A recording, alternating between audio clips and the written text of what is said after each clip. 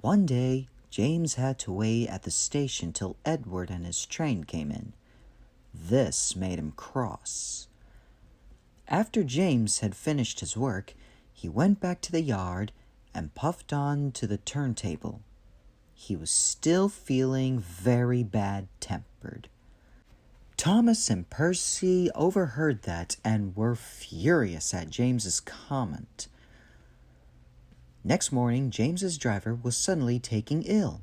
He could hardly stand, so the fireman uncoupled James, ready for shunting.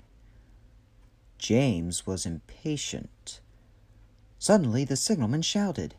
There was James, puffing away down the line. Then he told the fireman what happened. The fireman was ready when Edward arrived.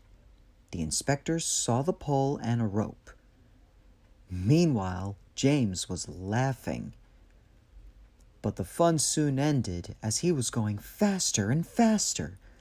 He suddenly realized that he had no driver.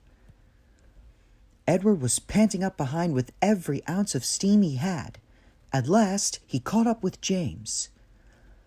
The inspector stood on Edward's front, holding a noose of rope at the crook of the shunter's pole. He was trying to slip it over James's buffer.